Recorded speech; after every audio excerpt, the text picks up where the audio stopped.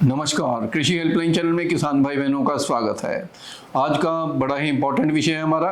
तो गर्मियों में कौन कौन से फैक्टर हैं जो डेयरी फार्मिंग में पशुओं को परेशान करते हैं, और इसके साथ हमारे पास जानकारी देने के लिए आए हैं डॉक्टर प्रशांत सिंह, ये शीतल फीड से हैं, जो टेक्निकल मैनेजर है वहाँ पर। डॉक्टर साहब, आपका बहुत बहुत स्वागत है हमारे चैनल पर। सबसे पहले ये बताइए कि कौन कौन से फैक्टर हैं जो गर्मियों में डेयरी फार्मिंग में पशुओं को परेशान करते हैं। सबसे पहले थैंक यू सर यहाँ पर बुलाने के लिए। और आज जो आपने टॉपिक बोला है समर मैनेजमेंट का, वो बहुत ज़्यादा इंपॉर्टेंट होता जा रहा है, क्योंकि अभी समर स्टार्ट हो गया।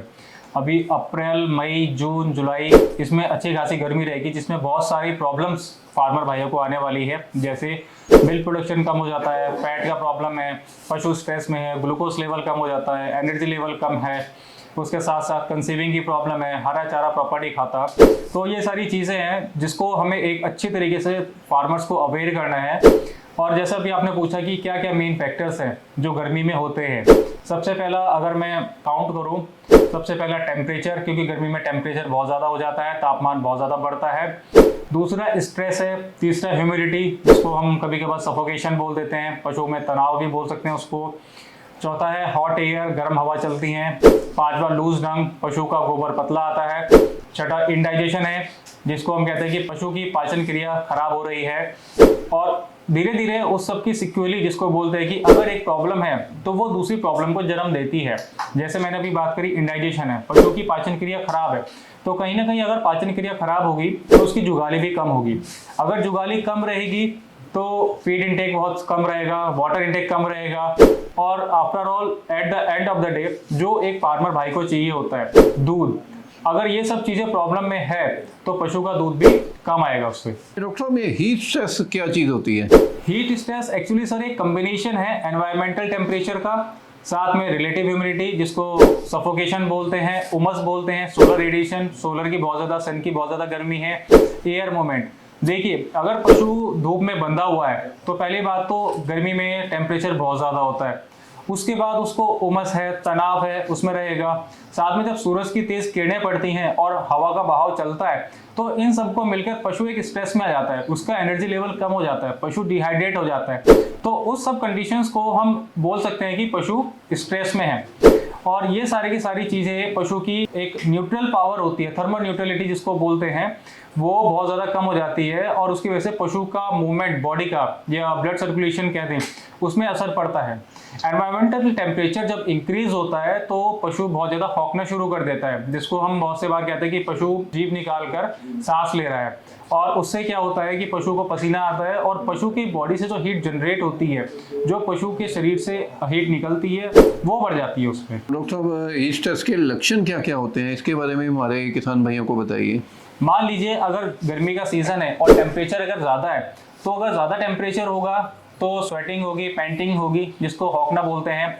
अगर हौंकना होगा तो दूध देने वाले पशु, उनका दूध कम होगा, जाहिर सी बात है, क्योंकि जितनी एनर्जी उनको दूध मेंटेन करने के लिए या अपने बॉडी के मेटाबॉलिज्म को मेंटेनेंस के लिए चाहिए, आधी से ज्यादा एनर्जी उनके हौंकने में या मुंह खोलकर सांस लेने में निकल जाती है।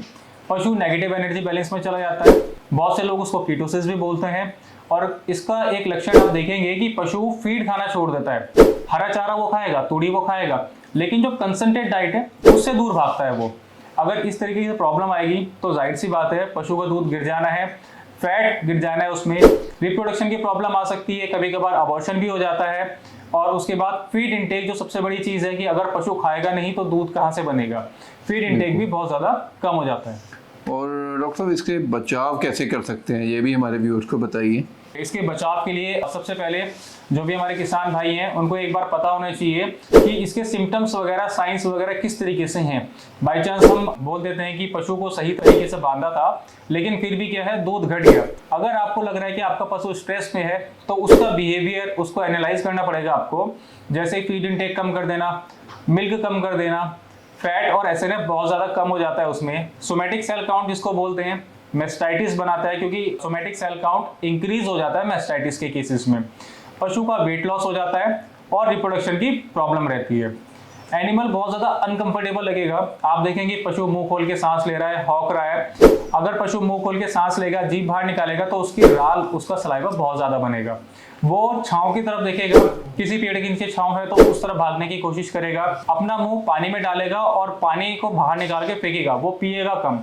उसके जो ब्रिस्किट रीजन है, जो ये गले वाला रीजन है, उसमें थोड़े से लालपन, रेडिशनेस आएगी, पेट के नीचे थोड़ा सा और दोनों टांगों के बीच में लालपन आएगा, जिसको कभी कभार हम बोल देते हैं कि पशु को एलर्जी हो रही है। टंग बाहर रहेगी उसकी, हौकेगा, और अगर आप उस पर टच करेंगे तो बहुत ज्यादा गर्म दिखेगा वो, और उसकी बॉडी का तापमान बड़ा होगा। लेकिन इस चीज को देखना पड़ेगा कि उसकी बॉडी का टेम्परेचर बढ़ा है या उसको बुखार है। और अगर फीड इनटेक की बात करें, देखिए मैंने भी थोड़ी देर पहले बोला कि हर चीज एक दूसरे से जुड़ी रहती है। अगर पशु टेम्परेचर हाई है पशु का, या उस जगह बांध रखा है जहाँ पर बहुत ज़्यादा गर्मी पड़ रही है, तो जाहिर सी बात है टेम्परेचर बॉडी का ज़्यादा है, पशु को डिहाइड्रेशन होगा। अगर पशु को डिहाइड्रेशन होगा तो पशु हीट स्ट्रेस में जाएगा, क्योंकि उसकी पानी की कमी हो रही है। अगर पानी की कमी है, पशु को हीट स्ट्रेस में जा रहा है, तो जो भी चीज़ वो खाएगा वो प्रॉपर से पचेगी नहीं। जो र्यूमन के माइक्रोफ्लोरा हैं, जिसको हम जीवाणु बोलते हैं पेट के, वो अफेक्ट होंगे। अगर वो अफेक्ट होंगे तो जो भी अमीनो एसिड्स वगैरह बॉडी में बन रहे हैं, वोलेटाइल फैटी एसिड्स बॉडी में बनते हैं, वो डिस्टर्ब हो जाएंगे। अगर वो डिस्टर्ब होंगे तो उसके बाद जो पशु के पेट की या बॉडी की ब्लड सप्लाई है वो अफेक्ट होगी। उसकी वजह से पशु कम खाएगा, पाचन क्रिया अफेक्ट होगी। और एक सबसे महत्वपूर्ण चीज एसिडोसिस, जिसको बोलते हैं कि पशु का गोबर पतला आ रहा है, वो सबसे बड़ी चीज है जो आपको दिखेगी। और जिस भी पशु का गोबर पतला होगा तो जाहिर सी बात है उसका फैट कम होगा, उसका मिल्क कम होगा। अगर रिप्रोडक्शन की और प्रोडक्शन की बात करें, अगर टेम्परेचर हाई होगा तो ड्राई पीरियड बहुत लंबा पड़ सकता है पशु का, मिल्क प्रोडक्शन कम हो जाएगा, लैक्टेशन पीरियड डिक्रीज हो जाएगा, जो कि बहुत ज़्यादा असर करता है एक फार्मर भाई के पास जो मोस्टली दूध निकालने पर भरोसा करते हैं। अगर रिप्रोडक्शन की बात करें तो साइलेंट हीट आएगी, एनिस्ट्रेस, जिसको बोलते हैं कि पशु हीट में नहीं आ रहा है, रिपीट ब्रीडिंग की प्रॉब्लम्स आएगी, फिर कंप्लेन आएगी कि हमने तो इसको पशु को एआई करवाई है बट ये कंसीव नहीं हो रहा है। इरेगुलर हीट, नॉर्मली हर 21 दिन बाद पशु हीट में आता है, वो कभी 20 दिन में आएगा, कभी 19 दिन में, कभी 24-25 दिन में भी आ सकता है वो। और नॉर्मली 3 दिन तक हीट रहती है, 3 दिन में उसकी हीट उतर जाती है। इस केसेस में अगर पशु स्ट्रेस में है तो उसकी हीट 3 दिन से ज्यादा 4 दिन 5 दिन भी हो सकती है। और सबसे महत्वपूर्ण चीज इनफर्टिलिटी, जिसको हम बोलते हैं बांझपन। पशु को बहुत बार एआई कराई है या पशु हीट में नहीं आ रहा है, तो वो सारी चीजें करके जो हीट का इफेक्ट है उसके प्रोडक्शन और रिप्रोडक्शन पे बहुत गलत प्रभाव पड़ता है।